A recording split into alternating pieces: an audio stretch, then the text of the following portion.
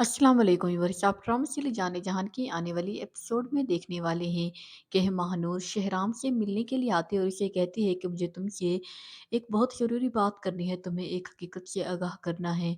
और वो उसके पास आती है और वो उसे सब कुछ बताती है कि किस तरह से उसकी छोटी माँ उसके साथ इतना बुरा करती रही थी, उसे नशा और अद्वियात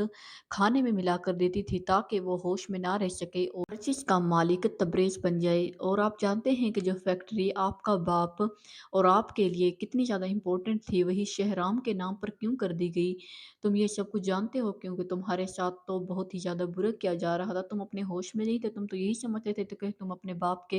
मर जाने के बाद होश में नहीं आ रहे, तुम खुद को नहीं सँभाल पा रहे हो, मगर ऐसा नहीं था, तुम्हारे साथ ऐसा किया जा रहा था। और फिर वो उसे बताती है कि इसकी छोटी अम्मी तुम्हारे साथ ये सब कुछ करती थी और फिर ज़ीनत आई थी तो ज़ीनत ने